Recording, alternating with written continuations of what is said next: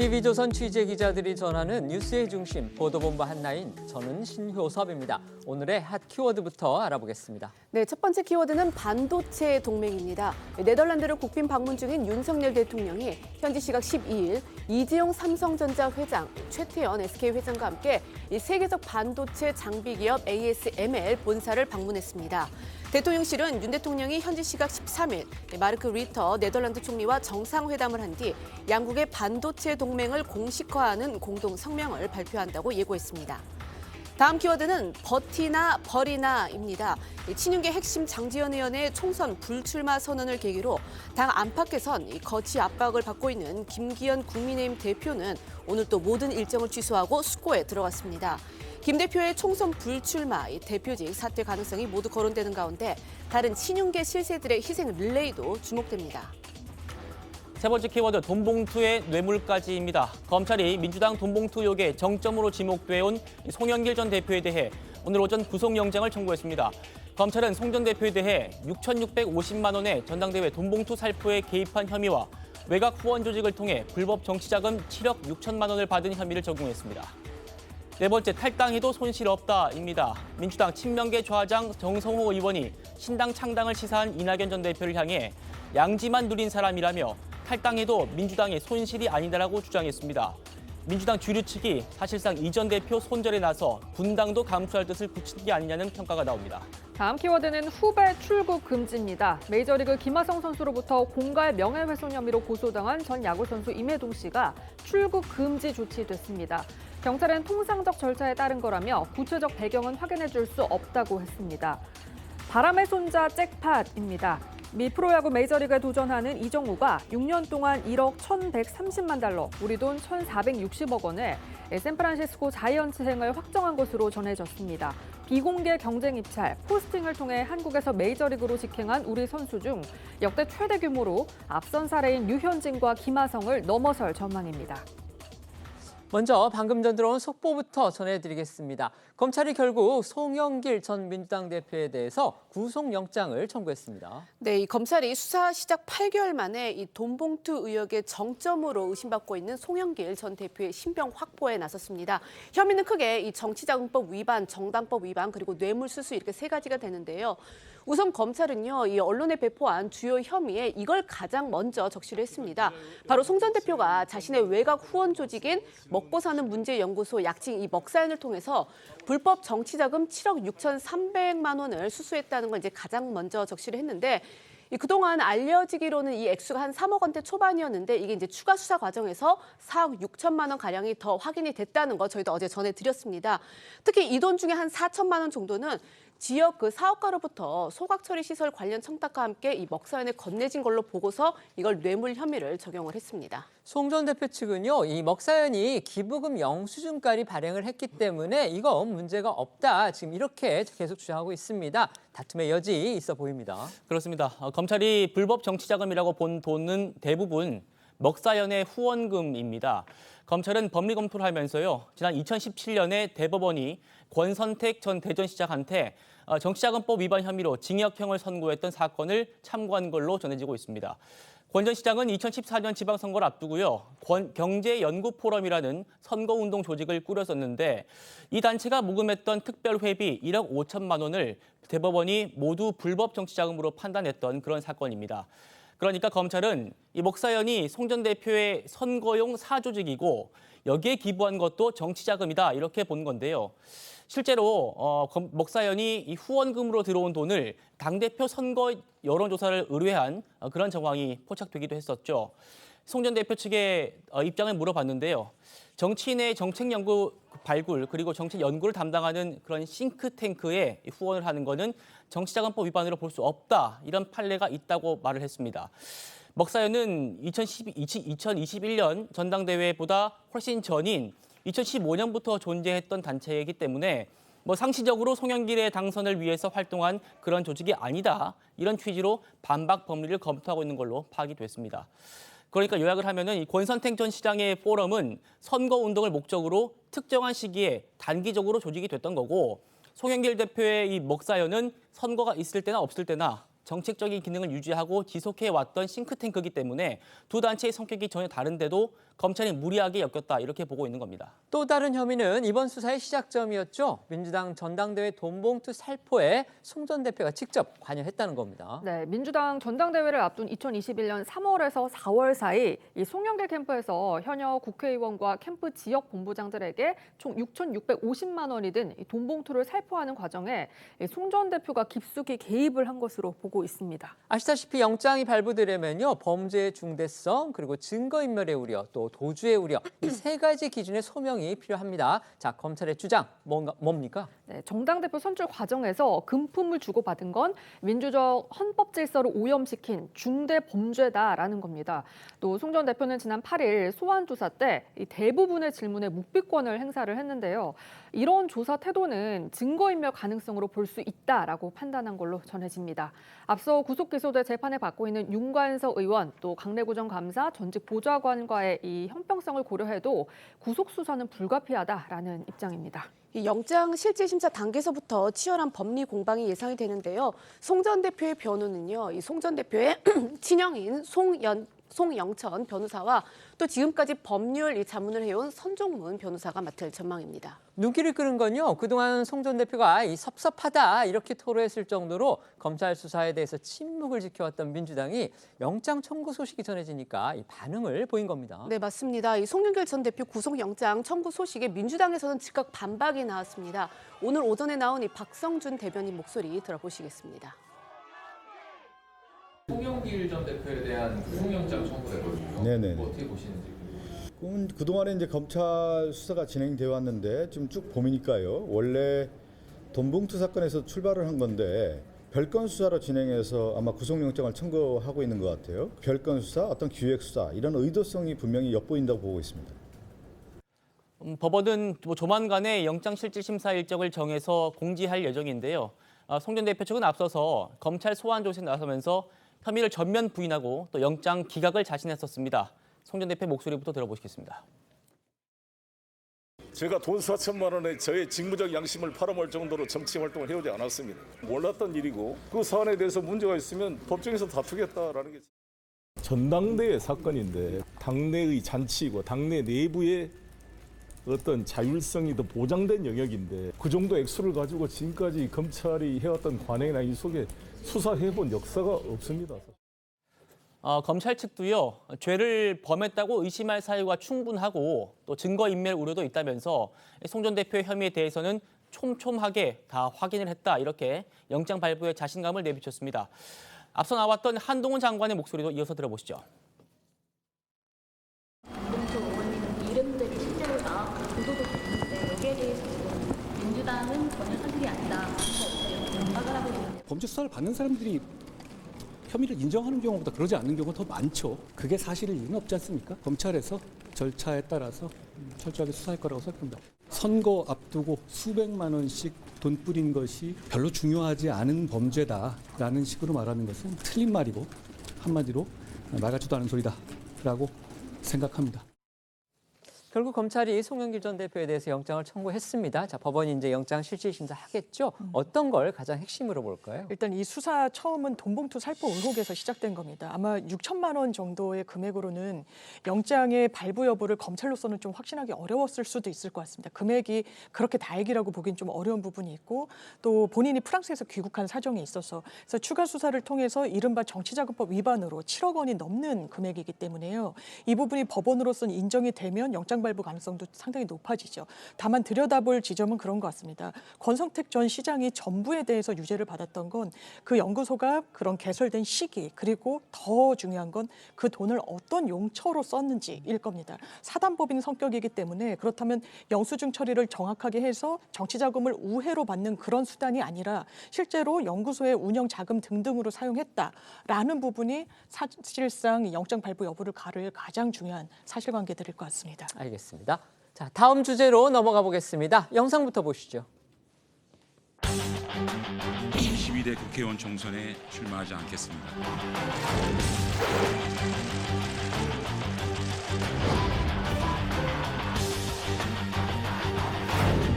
사적성의 각오와 말뿐이 아닌 행동으로 보여드려야 하겠습니다.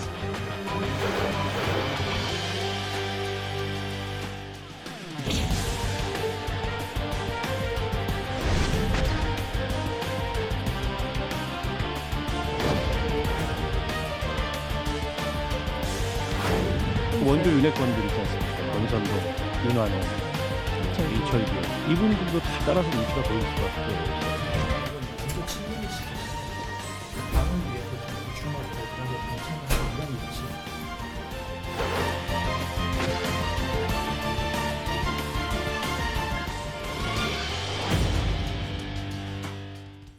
어제 친윤계 핵심으로 꼽히는 장제원 의원의 총선 불출마 선언을 계기로 해서 국민의힘의 혁신 문제가 전국, 더 나아가서 내년 총선 판도에까지 영향을 미칠 중대 변수로 다시 떠올랐습니다. 당장 관심은 김기현 당대표의 결단에 쏠리고 있는데요. 이르면 오늘 안으로 입장이 나올 것이다 이런 얘기도 있었는데 아직까지는 김 대표 어제에 이어서 이틀째 두문불출하면서 숙고 중입니다. 네, 먼저 어제 저희도 전해드렸듯이 이 친윤 핵심으로 꼽히는 장제원 의원이 나를 밟고 총선 승리를 통해서 윤석열 정부를 성공시켜주기를 부탁드린다 이러면서 이 총선 불출마를 선언했었는데요. 먼저 그 모습부터 보시겠습니다. 운명이라 생각합니다. 저는 22대 국회의원 총선에 출마하지 않겠습니다. 역사의 뒤편에서 국민의힘의 총선 승리를 응원하겠습니다. 존경하는 사상구민 여러분, 감사했습니다. 평생 살면서 하늘 같은 은혜 갚겠습니다. 또 한 번 백의종군의 길을 갑니다. 이번엔 제가 가지고 있는 마지막 공직인 국회의원직입니다. 윤석열 정부의 성공보다 절박한 것이 어디 있겠습니까? 총선 승리가 윤석열 정부 성공의 최소한의 조건입니다. 그래서 제가 가진 마지막을 내어놓습니다. 버려짐이 아니라 뿌려짐이라고 믿습니다. 부족하지만 저를 밟고 총선 승리를 통해 윤석열 정부를 성공시켜 주시길 부탁드립니다. 보신 것처럼 윤 대통령의 최측근 실세로 꼽히는 장제원 의원이 처음으로 불출마를 선언해서 이른바 이 김장연대, 그러니까 김기현 장제원으로 이뤄진 현 주류 체제의 한 축이 사라졌기 때문에 당장 이 당 안팎의 시선은 또 다른 한 축이라고 할 수 있는 김기현 대표로 향할 수밖에 없는데요. 하지만 이제 말씀하신 것처럼 김 대표는요, 이틀째 공식 일정 없이 이 잠행을 이어가고 있습니다. 국회 본관 당대표실에도 그리고 의원회관 의원실에도 모습을 드러내지 않고 있고요. 당초 예정이 됐던 일정 역시 취소하는가 하면 대표 비서실장인 이 구자근 의원도 언론 접촉을 피하고 있다고 합니다. 결국 무슨 병에 걸린 게 아니기 때문에 본인의 거취를 결정하기에 앞서서 숙고에 들어갔다 이렇게 볼 수 있겠습니다. 네, 장제원 의원이 예상 밖의 불출마 선언을 한 뒤로 자신에 대한 거취 압박이 더욱 거세지니까 해답 찾게 들어가는 걸로 보입니다. 국민의힘 관계자에 따르면요. 김 대표는 서울 모처에서 극소수의 측근만 불러서 자신의 거취에 대한 의견을 듣고 있는 걸로 전해지고 있습니다. 조만간 어떤 내용이든지 공식 발표 또는 선언이 나올 거라는 관측이 나오는 배경이죠. 여권 안팎에서는 이미 늦었다 또는 더 이상 실기해서는 안 된다라는 압박이 강하고요. 또 김 대표도 이를 잘 알고 있기 때문에 이르면 오늘 오후나 늦어도 당 최고위원회의가 예정된 내일쯤에는 김 대표가 입장을 밝히지 않겠냐 이런 전망이 나오고 있습니다. 김 대표로서는 선택지가 여러 가지가 있을 수 있습니다. 그것과 관련해서 몇 가지 시나리오도 지금 거론되고 있죠. 네, 크게 세 가지 가능성이 거론이 되고 있는데요. 먼저 대표직은 유지하되 장제원 의원처럼 총선 불출마를 선언하는 안, 또 두 번째로 총선 불출마 대표직 사퇴를 모두 결심하는 안, 마지막으로 당대표직만 내려놓고 내년 총선 출마 가능성은 열어두는 안입니다. 김 대표는 앞서 지난 11일 최고위원 회의에서 모든 기득권을 내려놓겠다라고 말을 했는데요. 김 대표 스스로 이 기득권 바구니에 무엇을 채워 넣을지가 관건인 셈입니다. 그 목소리 한 번 더 듣고 오겠습니다. 혁신의 소중한 결과물이 우리 당은 당규에 따라 조만간 구성 예정인 공천관리위원회를 포함한 당의 여러 공식기구에서 질서 있게 반영되고 추진될 수 있도록 적극적인 관심과 지원을 아끼지 않겠습니다. 아울러 저를 비롯한 우리 당 구성원 모두는 국민 눈높이에 맞지 않는 모든 기득권을 내려놓고 사적성의 각오와 민생과 경제를 살리라는 국민의 목소리에 답해 나갈 것입니다. 관련해서요, 당초 김 대표 퇴진론을 앞장서서 주장했던 사람이죠. 바로 하태경 의원인데 이 하 의원이 이 김 대표의 선택지와 관련해서 눈길을 끄는 또 아이디어를 냈습니다. 그게 뭐냐면요. 대표직은 내놓되 기존 울산 지역구 출마길은 열어주자 이겁니다. 사실 하태경 의원은 이 김기현 대표의 대표직 사퇴를 누구보다도 강하게 압박을 해왔었죠. 그런데 오늘 한 라디오 방송에서 바로 그 발언을 한 겁니다. 수도권 선거 승리를 위해서 당의 얼굴이 이 대표는 반드시 바꿔야 한다면서도 울산 출마는 용인해주는 방향으로 출구 전략을 당이 함께 짰으면 좋겠다라고 밝힌 건데요. 들어보시겠습니다. 제 생각에는 김기현 대표는 대표직을 사퇴하고 울산 출마는 용인해주는 그런 방향으로 출구 전략을 당이 좀 함께 짰으면 좋겠어요. 저도 김기현 대표 대표직 사퇴를 이야기한 거는 그분이 정치하면 안 된다는 게 아니라 일반 국회의원으로 있으면 사실 또 아무 문제가 없는데 큰 문제가 없는데 이제 지금 수도권 선거가 굉장히 위험한데 김기현 대표로는 수도권 선거가 역부족이거든요. 그래서 당 얼굴을 수도권 선거 승리를 위해서 바꿔야 된다는 이런 절박한 심정을 이야기를 한 겁니다. 그래서 대표직은 선거 승리를 위해서 반드시 바꿔야 되고요. 본인이 결단을 할 경우에는 울산 출마는 당이 좀 양해를 해주는 이런 좀 타협안이 나왔으면 좋겠어요. 그러니까 김 대표로서는 명분도 또 실리도 모두 안을 수 있는 방향으로 퇴로를 열어주자 이런 의미로 보입니다. 하지만 그 여권 안에서는요. 김 대표의 결단 타이밍이 이미 늦었다. 대표직 사퇴와 이 불출마 선언을 동시에 해야지 그나마 여론에 호소력이 있을 것이다 라는 의견도 만만치 않게 나오고 있습니다. 이준석 전 대표의 경우에는 오늘 한 라디오 인터뷰에서 총선 불출마와 대표직 사퇴를 따로 놓고 가지는 않을 거라고 생각한다 이렇게 이야기를 했고 안철수 의원 역시 라디오에서 김 대표가 대표직은 사퇴하되 지역구 출마를 유지하면 국민 눈높이에 안 맞을 것이다라고 지적하기도 했습니다. 네, 하지만 총선을 코앞에 두고 당의 혼란 상황을 막으려면 대표 자리가 흔들리면 안 되고 그래서 김 대표가 직을 유지해야 한다 이런 목소리도 여전히 있습니다. 김 대표와 가까운 한 의원은 언론과의 통화에서요. 지금 당대표는 내년 총선을 염두에 두고 이미 500만 당원이 뽑았으니까 당대표로서 직분을 다해야 한다 이러면서 정통성을 가진 당대표가 나가고 비대위가 들어서면은 혼란이 더 가중될 거다 이렇게 우려를 했습니다. 김 대표가 떠밀리듯이 거취를 결정하는 분위기가 돼서는 안 된다 그런 주장입니다. 어쨌든요, 희생 2탄은 김기현 대표가 될 가능성이 거의 확실해 보입니다. 하지만 3탄, 4탄이 계속 나와야만 그나마 얼어붙은 민심을 녹일 수 있다. 이런 의견이 여전히 강합니다. 그러니까 장 의원 말고도 다른 친윤계 실세들도 움직여야 한다. 이런 주장입니다. 네, 대표적인 예가 장 의원과 함께 원조 윤핵관 4인방으로 꼽히는 권성동, 윤한홍, 이철규 의원입니다. 권 의원과 윤 의원은 장제원 의원이 불출마를 공식 선언하던 시점에 국회의원 회관에서 함께 서 있는 그런 모습이 포착이 돼서 주목을 받기도 했거든요. 이 두 사람이 장 의원 불출마 선언이 미칠 파장, 또 여기에 대한 대응 방안을 논의한 거 아니냐 이런 추측이 나오고 있습니다. 권 의원은 관련해서 말을 아끼는 모습이었는데요. 보고 오겠습니다. 장제원 의원 불출마 결단을 했는데 좀 어떻게 보셨어요? 의원님 지금 안 그래도 지금 윤한홍 의원님과 지금 회동하고 나오시는 길이시잖아요. 좀 두 분 어떤 논의를 좀 하셨습니까? 회동한 사실은 없어요. 지금 안 그래도 의원님 원조 친윤이시잖아요. 당을 위해서 좀 불출마 결단에 동참하실 의향이 있으십니까? 희생론은요, 대규모 인적 쇄신, 그러니까 내년 총선 공천에서 큰 폭의 물갈이가 있어야 한다. 이런 요구와 맥이 닿았습니다. 따라서 희생에는 친윤, 비윤 가리지 않고 여당 강세 지역에서 이 선수를 많이 했던 중진 의원들의 거취도 포함이 된다. 이렇게 봐야 할 겁니다.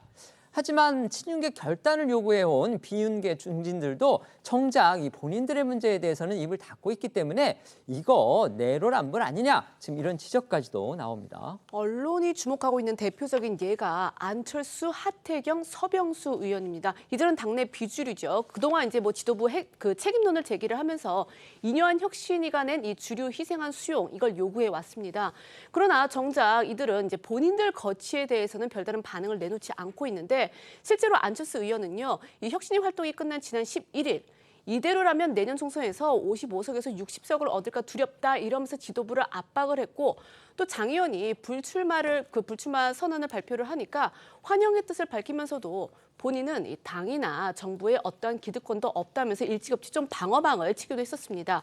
안 의원은 오늘 또 이 당내에서 제기되는 중진 의원 험지 차출론 여기에 대해서 선을 긋고 현 지역구인 분당갑에서 이 사선에 도전할 것을 시사를 했는데요. 목소리 들어보시겠습니다. 장제원 의원의 불출마 연쇄 반응이 점점 커지다 보면 스타 험지론 이런 게 나올 수도 있지 않나. 안 의원님한테도 은근한 압박이 좀 오는 거 아닙니까? 열심히 노력해서 가능한 한 사람이라도 더 당선시키기 위해서 노력할 생각입니다. 만약에 험지라고 하면 아마 다른 사람들은 전혀 못 도와줄 겁니다. 그럼 이제 그 지역만 집중해야 되는 거죠. 자, 하태경 의원도요. 앞서 말씀드렸듯이 김 대표가 사퇴해야 한다 이렇게 압박하면서 비대위 체제로 가면 당 총위로 비대위 원장을 추대하고 또 다른 최고위원들은 자동으로 비대위원으로 재추대하면 된다 이렇게 로드맵을 제시하고 있습니다만 정작 본인에 대한 로드맵은 없죠.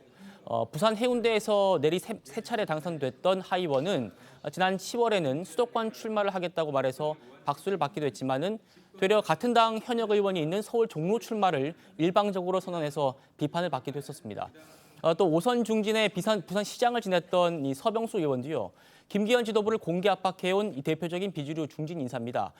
그러나 이 본인의 거취에는 말을 아끼고 또 지역구에서 활동 사진을 SNS에 계속 올리고 있다고 합니다. 이런 상황에 대해서 이른바 윤핵관과 대립해왔던 이준석 전 대표가 또 쓴소리를 했습니다.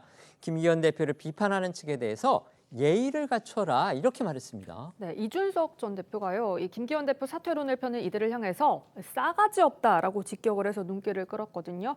이 전 대표는 어제 SNS에 이 강서 보궐선거 책임이 김 대표에게 있다고 보지도 않고 억지로 사면해서 후보 내보낸 사람한테 있고 또 난감한 혁신위원장 들여서 받을 수도 없는 혁신당 갖고 실랑이하느라 더 이상 당대표직을 수행하는 게 어려워진 건 맞지만 용산한 한마디도 못하면서 김 대표에게 린치하는 당신들은 정말 싸가지가 없다라고 날을 세웠습니다. 이 전 대표는 오늘도 한 라디오에 나와서 비슷한 입장을 전했거든요. 듣고 오겠습니다. 지금은 제가 어제 하도 이제 불편해가지고 제가 페이스북에다가 글도 쓰고 이랬는데요. 김기현 대표에게 지금 지지율 하락과 그리고 강서 보궐선거의 참패 책임을 묻는 것은 좀 이상합니다. 그게 사실 지휘자로서의 책임을 진다라는 의미는 있겠지만은 왜 제가 이게 이상하냐면 그러면 김기현 대표를 다른 사람을 대체하면 지지율이 올라갈 것이냐? 전 그렇게 보지도 않거든요. 당 대표와 관련한 얘기 좀 더 해보겠습니다. 김기현 대표가 어떤 선택을 하든지 간에요. 이 국민의힘의 총선 구도에는 지각 변동이 불가피하다 때문에 김 대표의 거취는 여야 모두 초미의 관심사다. 이런 평가가 많습니다. 앞서 이제 저희도 전해드렸지만 이 김기현 대표의 선택지는 이제 세 가지로 요약이 될 수 있을 것 같은데요. 먼저 대표직은 유지하되 장제원 의원처럼 이 총선 불출마 그걸 선언하는 방안, 그리고 두 번째는 불출마와 이 대표직을 같이 내려놓는 방안, 마지막으로 대표직만 내려놓고 내년 총선 출마 가능성을 열어두는 방안이 있습니다. 이런 이제 상황에서 김 대표가 이 총선 불출마를 선언한 대신에 공천관리위원회를 출범시켜서 대표로 이 총선을 지휘할 것이라는 관측도 나오고 있고 일각에서는 김 대표가 이 대표직은 내려놓고 총선 출마를 선택하는 쪽으로 기울어지고 있다라는 관측도 나오고 있습니다. 앞서도 전해드린 대로 이제 하태경 의원 같은 경우는 이제 김 대표가 대표직은 내놓고 울산 지역구 출마는 용인해줬으면 좋겠다 지금 이런 아이디어를 냈는데요. 김 대표가 대표직을 내려놓을 경우에 이후에 당 어떻게 꾸려질 것으로 전망됩니까? 네, 김 대표가 물러나게 되면 국민의힘은 새로운 지도 체제로 내년 4월 총선을 치러야 합니다. 역시 여러 가지 시나리오가 제시가 되고 있는데요. 먼저 윤재욱 원내대표가 당대표 직무대행을 맡아서 총선을 진두지휘하는 방안이 우선 언급되고 있고요. 또 급한 대로 윤 원내대표가 임시 직무대행을 맡더라도 연말 이후에는 당을 비대위 체제로 전환해서 총선을 치러야 한다 이런 전망도 나오고 있습니다. 어느 쪽이든 장단점이 있다 이런 분석이 또 나옵니다. 네, 먼저 윤 원내대표 체제로 총선을 치르는 건 총선까지 남은 시간이 촉박하다는 점에서 지도부를 새로 구성해야 하는 그런 부담을 들 수 있는 등 이 실익이 크다는 분석이고요. 실제로 앞서 이준석 전 대표 중징계 사태 후에 이 비대위가 꾸려졌던 지난해 상황으로 밀어볼 때 상임 전국위원회와 전국위원회 추인 또 비대위원장, 비대위 선임까지 최소 보름이 걸리기 때문에 투자 대비 실익이 적다는 평가. 평가가 나왔습니다. 하지만 윤 원내대표 체제로 총선을 치를 경우 유권자들이 과연 국민의힘 혁신 의지를 받아들일 수 있을지 의문이다 이런 반박도 적지 않은데요. 이 비대위를 꾸리는 게 유권자들에게 변화와 혁신의 의지를 전달할 수 있고 또 민주당과의 차별화도 확실히 할 수 있는 방안이라는 거죠.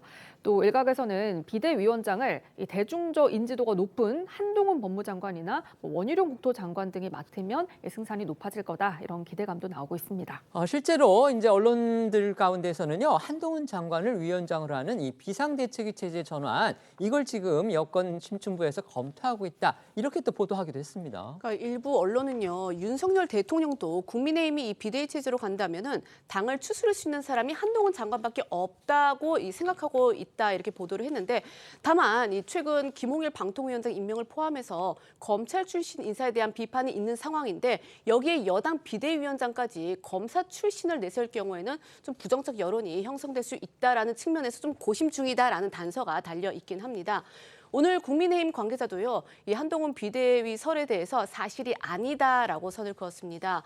또 이 안철수 의원처럼 한동훈 장관이나 이 원희룡 장관이 비대위원장을 맡을 경우에는 중도 확장성 문제를 걱정하는 그런 의견도 있습니다. 안철수 의원은 대안으로요, 이뇨한 혁신위원장, 이제 혁신위가 사실상 마무리가 됐기 때문에 전 혁신위원장이라고 볼 수도 있는데 그 인 위원장이 적어도 공동으로라도 비대위를 끌고 나갔으면 좋겠다 이렇게 또 주장했습니다. 그러니까 안철수 의원은요, 이뇨한 위원장이 이 중도 확장 역할을 할 수 있을 것이라면서 정권 심판론을 비껴가기 위해서라도 공동 비대위원장 체제가 필요하다라고 주장을 했습니다. 들어보시겠습니다. 한동훈 비대위원장, 원희룡 비대위원장 어떻게 생각하세요? 두 분 다 정말 일을 열심히 잘하셨죠. 장관으로서 자기 맡은 일을 충실히 하신 분들인데 어느 정도 중도 확장을 할 수 있는 분들, 예를 들면 저는 인요한 위원장 같은 분도 충분히 그런 역할을 하실 수 있는 분이라고 봅니다. 공동으로 저는 하는 게 좋겠다는 그런 생각입니다. 그래서 좀 더 스펙트럼을 넓혀서 보수뿐만 아니라 중도와 이제 합리적인 진보까지도 아우를 수 있는 정도의 그런 팀으로 이번 총선을 치르는 것이 훨씬 더 당 입장에서는 승리 가능성을 높일 수 있겠다 그런 생각입니다. 장제원 의원이 이제 불출마를 결단을 했기 때문에 이건 어떻게 보면 여권 내 주류의 힘에 공백이 생겼다 이렇게 볼 수도 있는 겁니다. 그래서 그 자리를 한동훈, 원희룡 같은 이른바 스타 장관들이 채울 수 있다. 그러면 여당의 총선에 도움이 될 것이다. 이런 관측이 계속해서 지금 나오고 있는 겁니다. 두 사람의 행보 더욱더 주목될 수밖에 없는 그런 상황이 됐습니다. 네, 원희룡 장관은 앞서 개각을 통해서 교체가 발표가 됐죠. 총선 출마가 기정사실화 됐고요. 이재명 민주당 대표의 지역구죠. 인천 계양을 출마를 연일 본인이 시사하면서 일찌감치 몸값 띄우게 나서고 있습니다. 또 한동훈 장관의 경우에는 아직 본인이 정확하게 의사표명을 한 적은 없지만 정치권에서는 한 장관의 정계 진출을 기정사실화하고 있는 그런 분위기입니다. 연말 연초에 예정된 원포인트 개각을 통해서 한 장관의 정치권 등판 효과를 극대화할 거다 이런 관측이 나오고 있습니다. 김기현 대표가 지금 숙고에 들어갔습니다. 이르면 오늘 오후 아니면 내일이라도 입장이 나올 수가 있다. 지금 이렇게 예상을 하고 있는데 어떻게 할 걸로 예상을 하시고 또 어떻게 해야 바람직하다고 보십니까? 물론 개인 생각이긴 한데요. 일단 김기현 대표가 뭘 잘하고 잘못했건 간에 내년 총선에 김기현 대표의 얼굴로 총선을 치르기에는 서울, 경기도를 중심으로 한 수도권이 매우 부담스럽다라는 중론이 당 안에 있지 않습니까? 그렇기 때문에 이제 당 대표직을 내려놓을 결심을 어느 정도 한 게 아닌가 그런 생각이 드는데, 이제 정치 공학적으로 그러면은 대표직만 내려놓을 것인가 아니면은 울산의 지역구까지 내려놓을 것인가를 가지고 많은 이야기들이 나오고 있지 않습니까? 근데 중요한 거는 아마 어떤 식으로든 대통령 귀국하기 전에 결단을 내릴 가능성이 꽤 많을 것 같고요.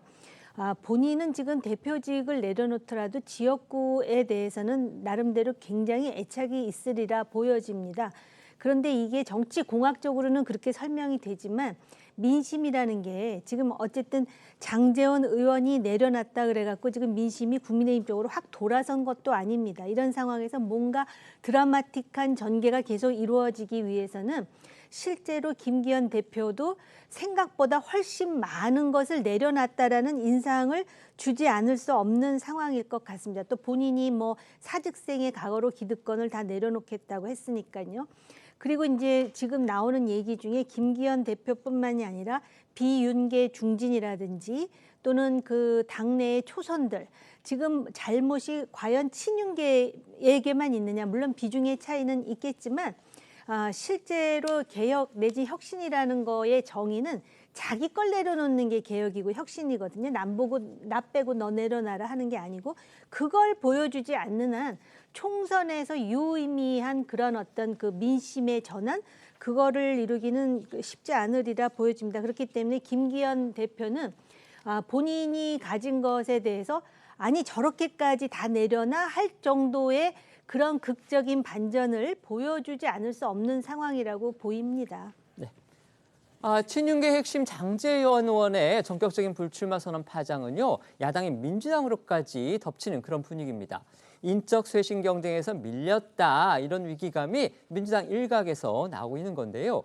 하지만 당 지도부도 그렇고 또 친명계 주류도 그렇고 계획대로 이재명 대표 주도로 총선에 임하겠다 이런 입장이기 때문에 이게 또 다른 내부 갈등 요인으로 작용할 그런 조짐까지 보입니다. 네, 이 장제원 의원의 불출마 선언으로 국민의힘이 변화의 신호탄을 쏘아 올리자 민주당에서는 계파 싸움과 출마 강행에만 골몰하는 친명계와 정반대가 아니냐 이제 이런 지적이 나왔습니다. 한 비명계 의원은요, 중앙일보를 통해서 윤핵관이 희생한 여당과 달리 민주당은 비례의원마저 이재명 파리에만 집중을 하고 있는데 이래서야 누가 험지에 나가겠느냐라고 밝혔습니다. 이 민주당 비례대표 가운데 친명계로 분류되고 있는 김의겸, 김병주, 양 의원은 이동주 그리고 유정주 의원이 하나같이 이 비명계 현역 지역구에 출마 의지를 밝힌 상태를 지적하는 것으로 보입니다. 네, 비명계의 대표적인 의원이죠. 조응천 의원은 어제 한 라디오 방송에서요. 여당의 혁신이 찻잔 속의 태풍으로 끝나는 것처럼 보였는데 장제원 의원의 불출마 결단으로 일대 돌풍이 일고 있다 이렇게 평가를 했습니다. 같은 비명계인 이원욱 의원도 오늘 한 유튜브 방송에 출연해서요. 국민의힘은 저렇게 변해가고 있는데 민주당은 아무것도 안 한다면 국민들이 민주당을 선택하지 않을 것이라면서 친명계 중진 핵심 인사들이 불출마하지 않는 현실에 대해서 아쉬움을 밝히기도 했습니다. 그러면서 원칙과 상식 의원들에게 먼저 백의종군 제안을 고민하고 있다고 밝혔는데요. 조응천, 이원욱 이 두 의원의 목소리 들어보시죠. 근데 보십시오. 그냥 찻잔 속의 태풍으로 끝나는 것처럼 보이는데 뭐 장제원 의원이 SNS에 아버지 뭐 이제 저 잠시 멈추겠습니다 그래가지고 일대 돌풍이 지금 일고 있잖아요. 네. 한순간에 이게 뭐 어떻게 될지 모르는 겁니다. 예, 정치란 것이. 그 국민의힘은 막 저렇게 변해가고 있는데 민주당은 아무것도 안 한다. 예. 이러면 국민들이 선택해 주겠습니까? 안 하겠죠. 현재적으로 예를 들어서 이재명 당대표가 한동훈 그 법무부 장관하고 내가 직접 붙을래, 아니면 나 안동 갈래, 아니면 험지로 갈래. 그리고 뭐 이른바 친명계 그 중진 핵심 인사들 의원들이 나 험지 가가지고 모든 것을 백의종군 할 테니까 불출마하면 불출마할래. 이런 게 만약에 10명만 있다면 완전히 총선판을 가를 겁니다. 근데 뭐 지금 내부적으로 뭐 약간 분위기라도 좀 있는 겁니까? 아니면 그쪽이 없어가지고.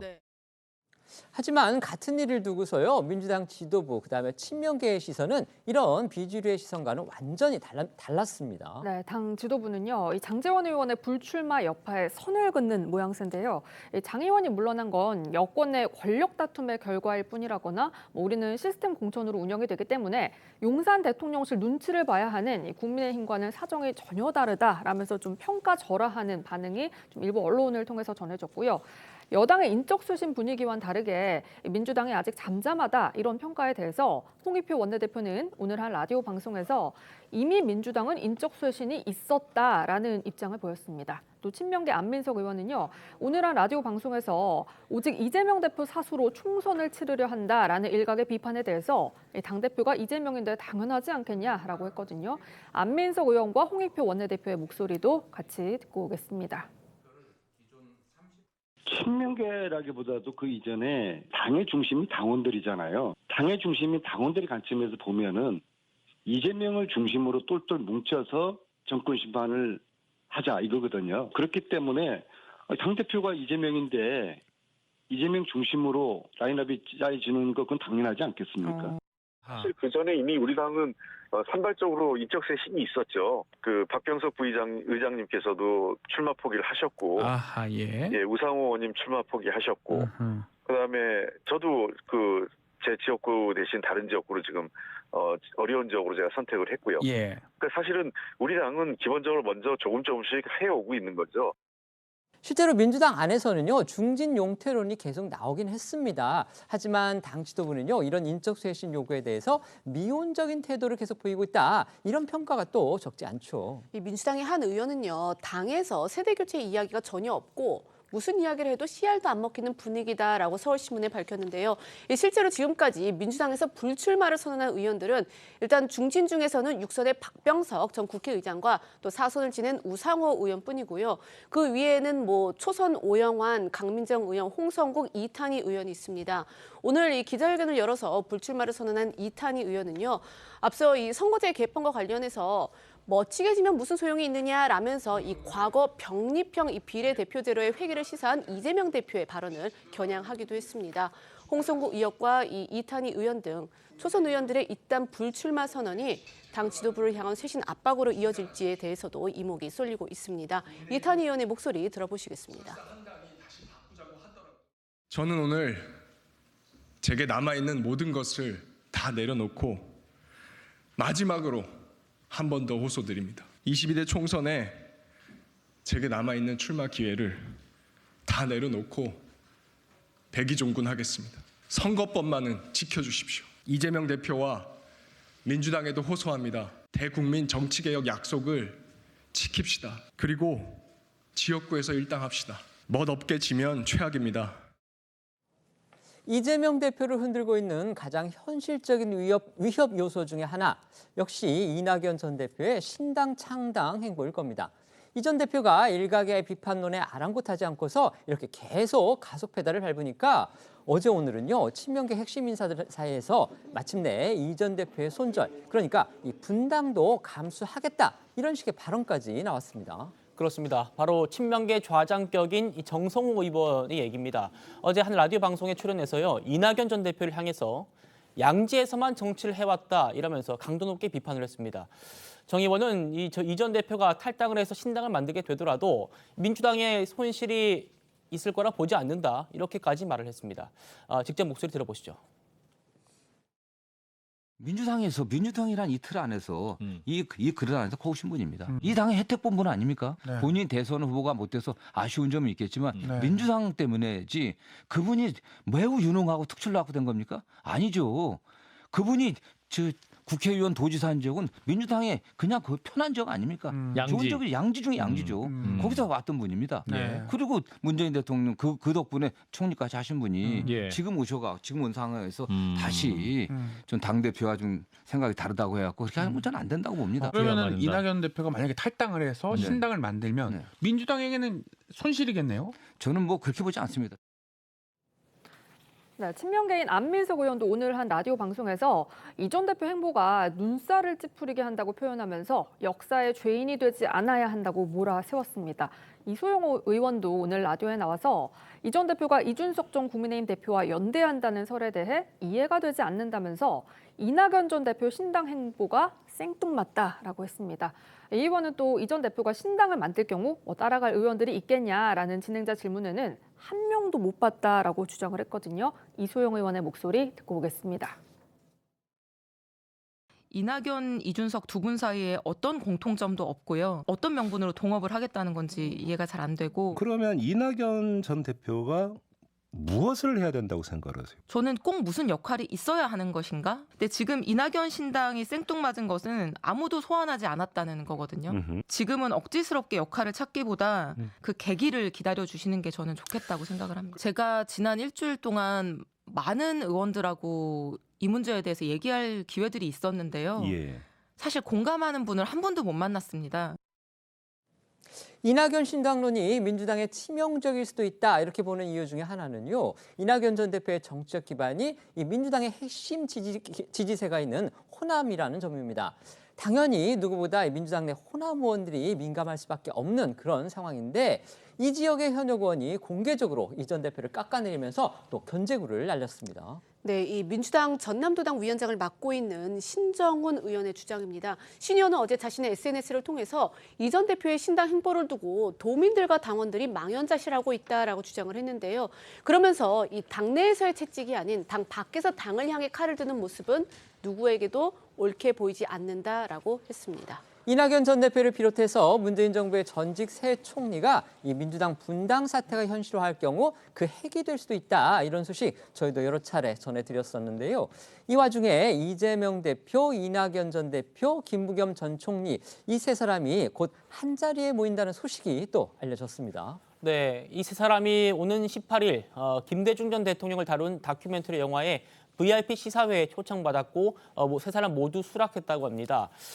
세 사람은 행사장에서 별도로 만나기보다는 주최 측에서 마련한 사전 환담장에서 자연스럽게 만나는 그런 형태를 취할 걸로 보이는데요.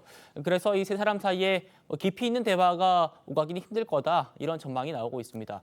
관련해서 이 대표는 오늘 부산에서 열린 최고위 회의 이후에 이 전 대표와 김부겸 총리와 어떤 얘기를 나눌 거냐 이런 질문을 받고 우리 당은 내년 총선에서 단합과 혁신을 통해서 반드시 이겨야 한다 이렇게 밝혔습니다. 들어보시죠.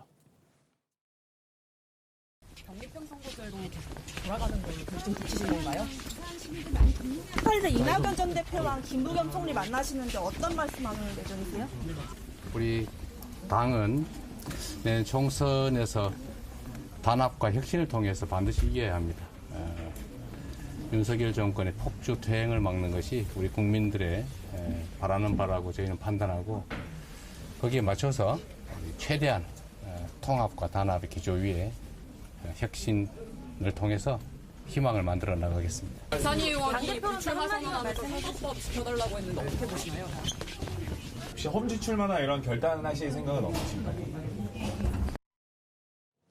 친명계가 이낙연 전 대표를 손절하려는 거 아니냐 이렇게 지금 관측이 나오고 있다는 소식 저희가 앞서 전해드렸는데요. 같은 맥락에서요. 이재명 대표가 이낙연 전 대표를 빼고 김부겸, 정세균 전 총리부터 만나려고 하고 있다.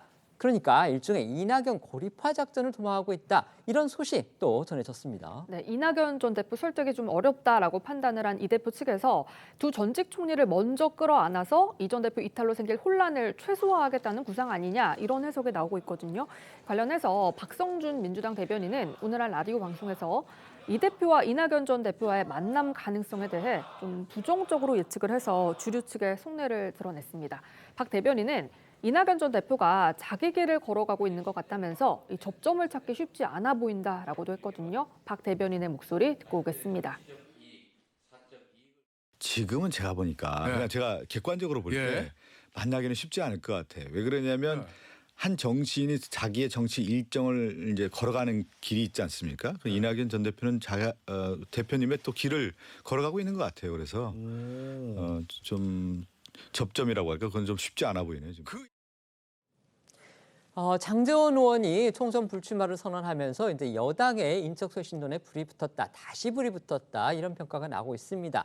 그렇다면 민주당은 어떻게 되느냐? 결국 장 의원의 이 불출마 선언이 민주당으로까지 어떤 파장을 미칠 수도 있다. 지금 이런 관측들도 나오고 있습니다. 어떻게 예상하십니까? 기본적으로 선거는 양당 체계에서 누가 더 혁신하는지 국민한테 선택받는 과정 아니겠습니까? 그런데 장제원 의원의 결단으로 한정해서 본다면 다소 좀 돌출적이고 뜬금없는 선택지였다라고 보여지는 부분도 있습니다. 불과 얼마 전에 92대의 고속버스를 대절해가지고 굉장히 큰 행사를 여셨었죠. 그 자리에서 한 워딩도 난 권력에 할 말 하는 사람이라는 거였습니다. 이 말인 즉슨 본인은 출마를 하겠다는 거였어요. 근데 어제는 운명이라는 표현을 쓰면서 이건 본인의 자유의지와는 거리가 있다라는 것으로 보여집니다. 저는 국민의힘의 이런 위기를 초래한 어떤 분이 윤핵관인지 저 아니라고 생각합니다. 이른바 윤이라고 생각합니다. 그런데 메이크업 하듯이 뭔가 도려내는 식으로 윤핵관도 대통령과의 거리가 멀어졌다는 그런 평가가 나오는 와중에 불출마를 상당히 이질적으로 했다라는 점, 이 정도로는 민주당에 큰 건강한 긴장감을 주긴 좀 어려울 것 같고요. 앞으로의 흐름을 보고 민주당도 아마 결단을 내리지 않을까 싶습니다. 네. 그래서 같은 이유로 장제원 의원 다음에 누군가가 연차적으로 자기 것을 내려놓다 하더라도 민주당은 혁신하지 않으리라 보입니다. 지금 장 변호사께서 국민의힘의 그 문제의 원인은 윤이라 그랬잖아요. 민주당의 문제의 원인은 이기 때문에 그렇습니다. 그래서 지금 그 당원들이 똘똘 뭉쳐서 뭐 이런 얘기 하잖아요. 그 국민의힘하고 한 가지 차이점은 뭐냐면 정당성의 그 요소로서 자꾸 당원들을 내세우거든요. 근데 당원이라고 하는 사람들의 대다수는 개딸로 불리워지기 싫어하는 그 개딸들입니다. 그리고 그 개딸들이 이재명 대표와 어떤 관계가 있는지에 대해서는 중언부언할 필요가 없을 것 같습니다. 그렇기 때문에 지금 그 자체가 단합혁신이고 더군다나 지금 지형 자체가 민주당이 유리하다고 생각하기 때문에 혁신 안 하고 자기 거 내려놓는 거 안 하고 계속해서 지금 할 수 있다라고. 그러니까 어떤 극적인 계기가 있어서 국민의힘의 혁신에 대해서 국민들이 긍정적인 시선으로 보기 전까지는 민주당은 이렇게 해도 이재명 중심으로 해가지고 그들이 말하는 단합이 이루어질 수 있다라고 믿을 것 같습니다. 네. 내년 총선 출마에 시동을 걸고 있는 다른 야권 인사들의 행보도 살펴보겠습니다. 민주당 안에서 86 운동권 세대의 이 퇴진론, 어제 저희도 좀 깊이 다뤄봤지만 그 김민석 의원의 이른바 사쿠라 발언, 이걸 계기로 해가지고 58 운동권 세대의 퇴진론이 지금 나오고 있습니다. 하지만 그것과 달리요, 이 당 바깥에서는요, 운동권 대표 주자들의 총선 행보가 상당히 빨라지고 있는 듯한 그런 느낌이 듭니다. 네, 특히 이 조국 전 법무부 장관의 움직임이 눈에 띄는데요. 어제 오늘 이 조 전 장관은요, 본인의 SNS를 통해서 윤석열 정부를 전두환 시절에 빗댄 글과 이미지 등을 잇따라 올렸습니다. 보시는 것처럼 어제 저녁에는요, 윤 대통령을 비롯한 정부 여당 등 관련 여러 인물들을 그린 듯한 캐리커처 이미지를 공유를 했고, 오늘은 전두환 이 군사 독재 정권 하에서 유행했던 말이 있다면서 당시 박사 위에 육사, 육사 위에 여사, 그런데 지금은 박사 위에 검사, 검사 위에 여사라고 적었습니다. 박사 위에 육사라는 저 말은요, 이제 80년대 전두환 정부 시절에 이제 소위 말하는 정권을 비판하는 그런 의미로 썼었습니다. 이른바 그 박사 같은 사람들을 정치인으로 많이 채용을 해가지고 정치의 전면에 내세웠지만 사실 그들보다 더한 실세들은 바로 육사 출신 인사들이다. 전두환 전 대통령이 바로 그 사람들을 정권의 핵심으로 썼다. 이걸 비판하면서 등장했던 그런 말이었습니다. 네, 여기에다가 이제 전두환 전 대통령의 부인인 이순자 여사가 이 화려한 옷차림을 즐기면서 공식 행사에 자주 나서니까 육사 위에 여사가 있다, 이제 이런 말도 나왔습니다. 그런데 조 전 장관은요, 이 기존 표현에서 육사를 검사로 바꿔서 윤 정부에서 이 검사 출신 인사들이 중용되고 있다는 그 부분을 좀 비판한 것으로 보이고, 여기에 여사에 대한 그 표현을 유지하면서 김건희 여사에 대한 비판도 이어간 것으로 보이는데요. 이 관련해 최근 이 총선 출마를 시사한 조 전 장관의 발언들 들어보시겠습니다. 조국 신당 만드는 게 기정사실로 돼 있던데. 가볍게 움직이지 않을 것이다라는 말씀드리고 싶고, 평생 학자를 소명으로 살았는데 지금 학자 역할을 할 수 없게 되어버렸지 않습니까? 이제 학자로서의 저의 역할은 끝났구나라는 생각을 절실히 느끼고 있고, 윤석열 정권에 제가 아부하면서 살 수는 없지 않습니까? 그렇게 살 수가 없는 거 아닙니까, 제가? 침묵할 수 없지 않습니까? 조용히 웅크리고 골방에 처박혀서 살 수는 없는 것 아니냐라는 생각은.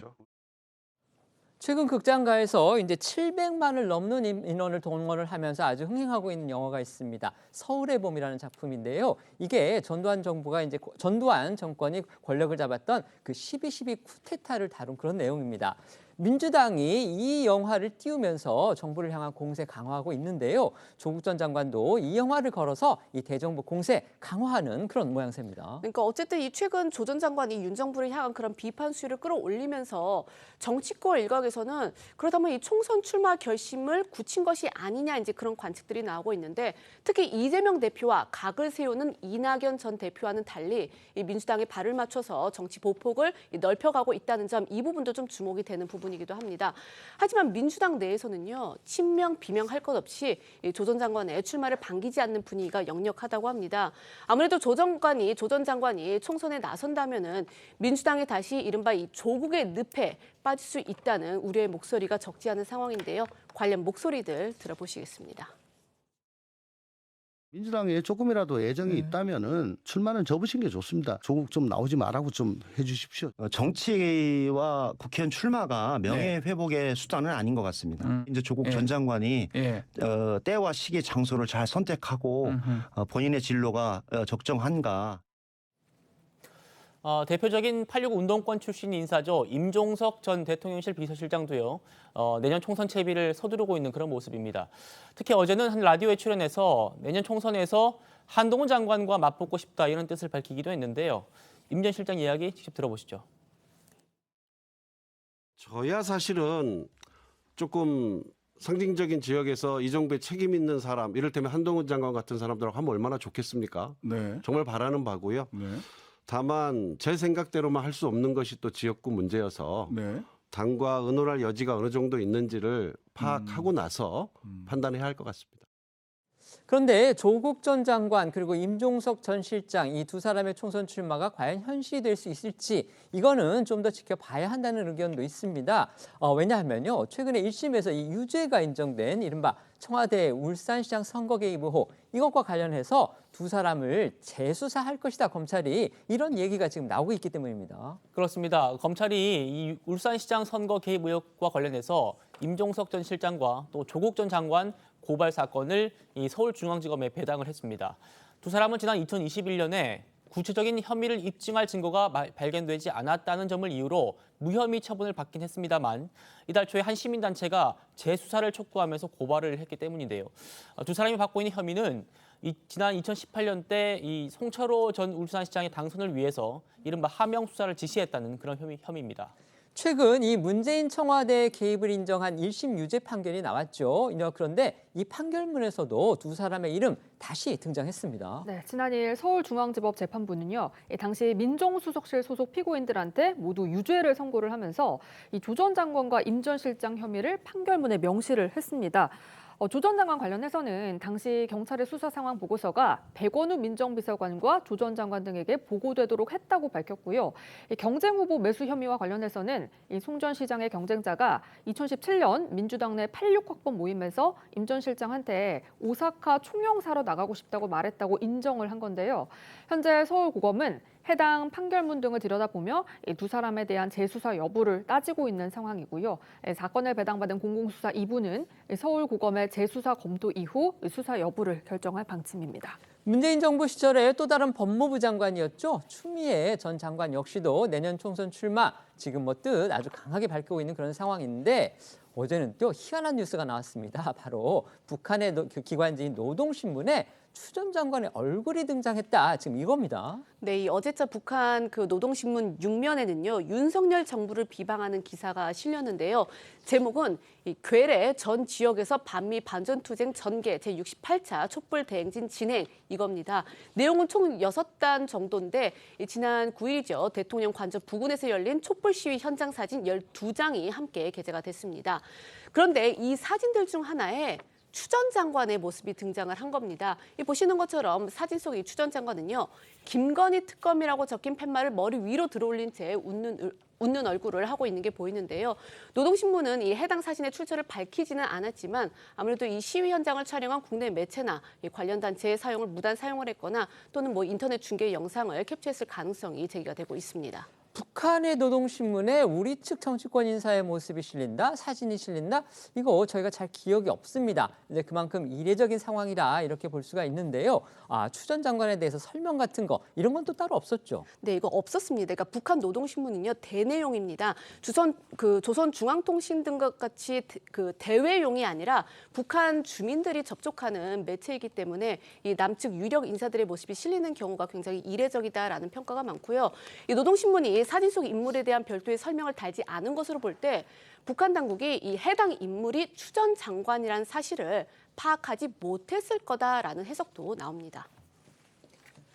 지금 민주당 밖에 있는 인물, 지금 임종석 전 실장이 민주당 당원 자격을 갖고 있는지 저희가 조금 불분명하기는 합니다만 어쨌든지 간에 지금 당 내에서는 활동을 하지 않고 있기 때문에 당 밖의 두 인물, 바로 조국 전 법무부 장관 그리고 임종석 전 청와대 비서실장 이 두 사람의 총선 행보에 대해서 주목하는 의견들이 많습니다. 그런데 아까 저희 기자들이 말씀을 드렸지만 지금 이른바 청와대 울산시장 선거 개입 의혹과 관련해서 검찰이 두 사람에 대한 재수사에 사실상 들어갔습니다. 물론 뭐 재수사에 대해서 무슨 뭐 구속영장을 청구하고 이렇다고 해서 총선에 나갈 수 없는 건 아닙니다만 더군다나 조국 전 장관은 이미 1심에서 징역형의 유죄 판결까지 받았기 때문에 이런 검찰의 움직임, 그다음에 재판의 움직임 이런 것들이 과연 두 사람의 총선 출마에 어떤 영향을 미칠까 이 부분 사실 관심이 많습니다. 어떻게 예상하십니까? 일단 약간 두 정치인의 좀 처한 상황이 약간 다른 것 같은데요. 조국 전 장관 같은 경우에는 말씀하신 대로 그 입시 비리와 관련해서 1심에서는 2년 실형이 나왔고 항소심에서 큰 사정 변경이 없다라면 그대로 굳어질 가능성이 상당히 있습니다. 그리고 이른바 울산 함영수사 사건과 관련해서 임종석 전 실장이 받고 있는 이 판결문에 적시됐다는 내용은 구체적으로 송철호 당시 그 울산시장에 나가려고 했던 그 예비 후보가 경쟁 상대를 좀 제거하는 과정에서 그 경쟁 상대가 임종석 전 실장을 찾아와서 뭐 오사카 총영사 등을 이야기했다라는 건데 그 부분과 관련해서 가장 핵심이 됐던 피고인은 울산 함영수사 사건에서는 한병도 의원이었습니다. 그렇습니다. 당시에 정무수석이었죠. 맞습니다. 네. 정무수석이었고 그 경쟁 후보라는 사람이 임종석 전 실장뿐만 아니라 한병도 의원과도 예전부터 알던 이런 지인 관계였어가지고요. 근데 무죄가 나왔습니다. 그렇습니다. 이런 어떤 대가 관계나 그런 의도에서 불출마를 종용했던 사실을 법원으로부터 인정받지 않은 부분이 있어서 이 사건이 처음에 국민의힘에서 고발 조치해서 이 무혐의가 나오니까 항고를 해서 고검에 또 계류 중이고 추가로 또 시민단체에서 재수사 요구를 하고 있는 국면이지만 아마 임종선 전 실장에 대해서는 기소로 넘어가기 좀 어려워 보입니다. 네. 제가 그 기억을 더듬어 보면은 2021년에 기소를 한 검사가 그러니까 뭐 정무수석을 포함해서 상당히 많은 사람들이 지금 이제 정무수석은 아니지만 다른 사람들이 유죄를 받았는데 그때도 무슨 얘기를 하냐면은 심증은 상당히 네, 깊구나. 맞습니다. 네, 물증이 뭐 이런 얘기를 하면서 이제 그 조국 그리고 임종석 실장을 이제 기소하지 않았습니다. 않았는데요.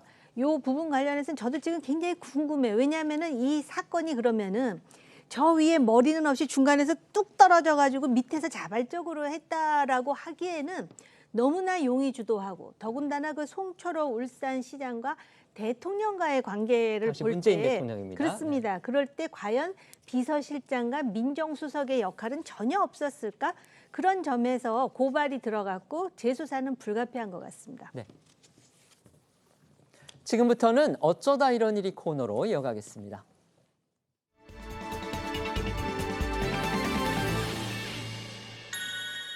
첫 번째는요, 대박난 바람의 손자입니다. 메이저리그 진출에 도전한 이정우 선수와 관련해서 정말 반갑고도 놀라운 소식이 전해졌습니다. 네, 맞습니다. 미국 프로야구 메이저리그 진출을 타진 중이던 이정우 선수가 그야말로 잭팟을 터뜨렸습니다. 미국 현지 언론들은요, 이정우 선수가 샌프란시스코 자이언츠와 계약을 체결했다고 일제히 보도를 했는데 자, 그 계약금이 어마어마합니다. 이정우 선수는요, 샌프란시스코와 6년 동안 1억 1,130만 달러, 이게 우리 돈으로는요 1,460억 원이 넘는 그런 계약금을 받는 조건으로 합의를 한 것으로 알려졌습니다. 그리고 조건도 좋습니다. 이 4년 뒤에 옵트아웃이라고 해서 이 구단과 선수의 합의로 계약을 끝내 이 자유 선수, 그러니까 FA 그 신분이 될 수 있는 그런 조항도 계약서에 포함된 것으로 알려졌습니다. 그러니까 이정우 선수가 이제 거기에 잘 적응을 해서 4년 동안 아주 좋은 성적을 거두면은 본인이 스스로 나 이제 그만하겠다, 더 좋은 조건으로 가겠다 이렇게 선택을 할 수 있는 그런 옵션이 또 있다는 겁니다.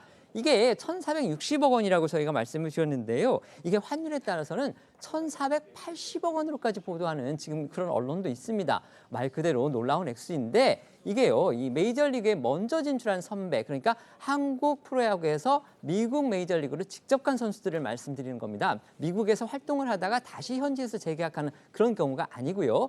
그 선배들을 아주 훌쩍 뛰어넘는 파격적인 계약 조건이라고 합니다. 네, 이정우 선수가 6년 동안 받는 1억 1,300만 달러, KBO 리그 출신으로 메이저리그에 진출한 선수 가운데 역대 최고액인데요.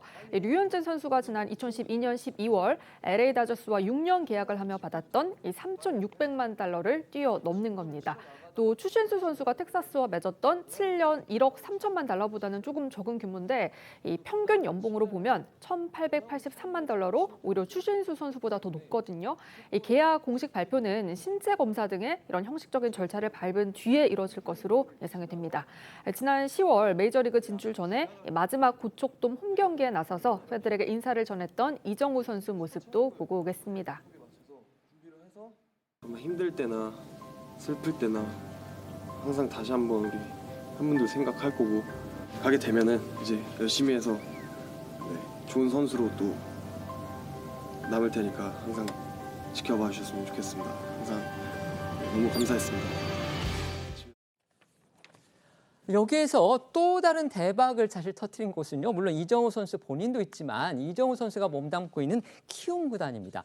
키움 구단이요. 이정우 선수한테를 이제 로스앤젤레스로 이적을 시키면서 이적료라는 거를 받는데 샌프란시스코입니다. 죄송합니다. 이적료라는 걸 받는데요. 만약에 이정우 선수가 거기에서 6년을 다 채우면 받을 수 있는 금액이 247억 원이라고 합니다. 이거는 지금 현재 전체 그 팀 연봉이 83억 원이라고 그럽니까?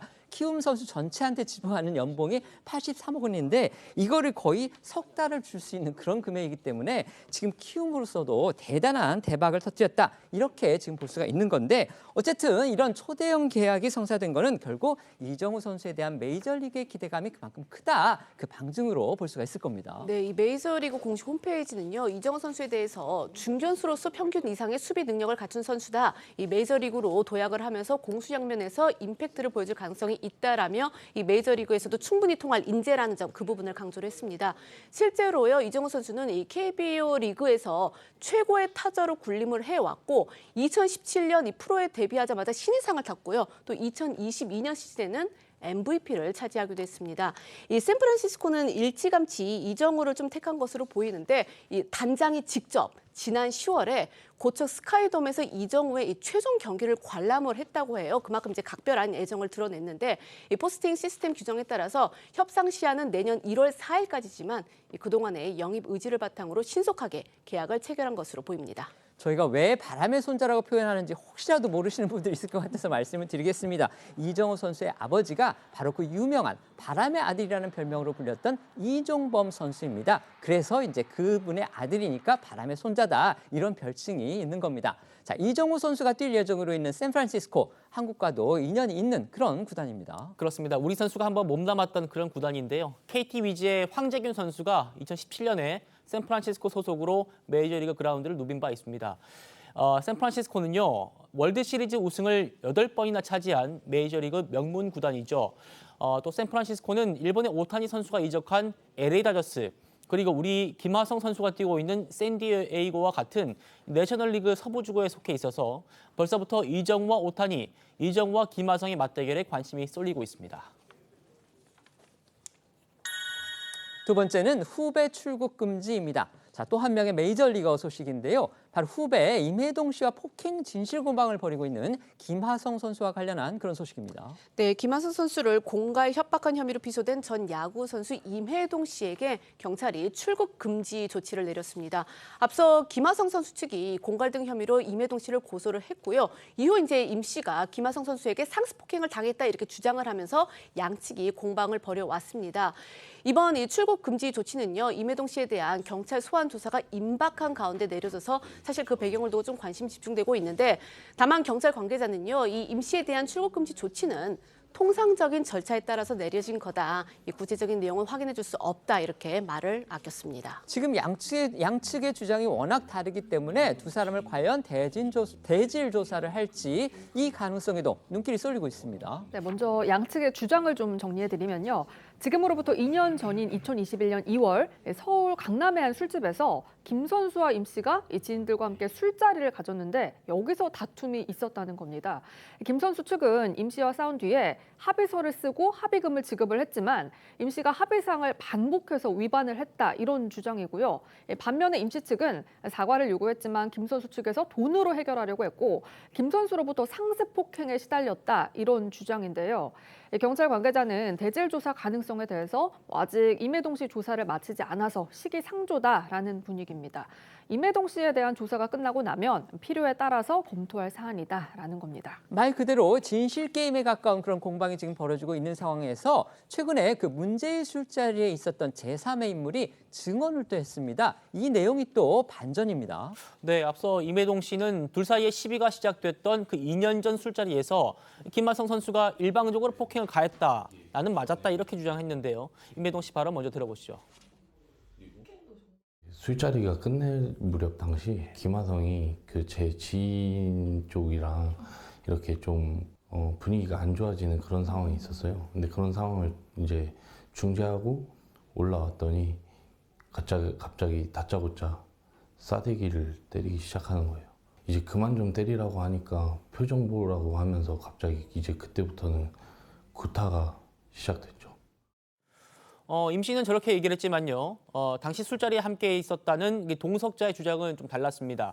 SBS 보도에 따르면은 술자리 동석자는 이 김하성 선수의 일방적인 폭행이 아니라 서로 멱살을 잡고 밀치는 수준의 몸싸움만 있었다 이러면서 상황이 진정된 이후에는 오히려 이 임혜동 씨가 김하성 선수에게 사과를 했고 현장에서 화해를 했다 이렇게 말한 걸로 전해졌습니다. 화해한 뒤에는 같이 밥을 먹고 또 사우나까지 한 뒤에 이튿날 함께 미국으로 출국했다 이런 설명입니다. 사실상 임혜동 씨한테는 불리할 수 있는 그런 증언이 나온 건데, 자, 임혜동 씨 측의 입장 알려졌습니까? 아직 이 동석자 주장에 대한 공식 입장은 밝히지 않고 있고요. 오늘 또 이제 뭐 저희가 변호사 측에 여러 차례 연락을 시도를 했지만 연결이 되지는 않았습니다. 이런 상황에서 김하성 선수 측은요, 어제 이 임혜동 씨를 명예훼손 혐의로 추가 고소를 한 상태입니다. 김하성 선수 측은 최근 임혜동 씨가 이 다수의 인터뷰를 통해서 김하성 선수 관련 허위 사실을 유포하고 또 거짓 증거 사진을 언론에 제보했다면서 김하성 선수의 추가 피해를 방지하고자 고소하게 됐다라고 설명했습니다. 세 번째는요, 119보다 아버지입니다. 이거 어떤 내용입니까? 네, 이 부부싸움 중 아내를 살해한 혐의를 받는 이 대형 로펌 출신 변호사 A씨가 범행 직후 119가 아닌 다선 국회의원 출신인 자신의 아버지에게 먼저 연락을 한 것으로 드러난 겁니다. 앞서 A씨는 범행 후 자신이 119에 이 아내가 머리를 다쳤다라고 신고를 해놓고 정작 소방관이 출동을 했을 때는 현장에 없었던 것으로 전해졌는데요. 대신 현장에는 A씨의 아버지가 있었던 것으로 알려지면서 의문을 낳기도 했습니다. 그런데 당시 왜 그 A씨의 아버지가 현장에 있었던 건지 그 이유를 알 수 있는 정황이 드러난 겁니다. 아, 그 이유 뭡니까? 왜 먼저 아버지한테 연락을 한 겁니까? 네, 그 경찰 관계자에 따르면은 이 A 씨가 경찰에서 가장 신뢰하는 사람이 아버지였고, 그래서 아버지한테 먼저 연락을 했다 이렇게 진술을 했다고 합니다. 이 A 씨는 아버지가 현장에 도착한 이후에야 119에 신고를 했다고 하고요. 다만 경찰은 조사 결과 이 A 씨의 부친이 범행에 조력하는 등의 범죄 혐의는 없는 것으로 확인됐다 이렇게 전했습니다. A 씨 어제 구속된 상태로 검찰로 송치가 됐습니다. 네, 어제 오전 8시쯤 이 경찰서 유추장에서 나온 A 씨는요, 혐의를 인정하는지, 자녀에게 할 말이 있는지 등을 묻는 취재진의 질문에 묵묵부답으로 일관하면서 호송차에 탔는데요. 검찰은 A 씨가 범행에 고의성이 있었는지를 두고 집중 추궁할 것으로 보입니다. 저희는 1분 뒤에 다시 돌아오겠습니다. 오늘 준비한 소식은 여기까지입니다. 저희는 내일 오후 1시에 더 핫한 소식으로 찾아뵙겠습니다. 시청해 주셔서 고맙습니다.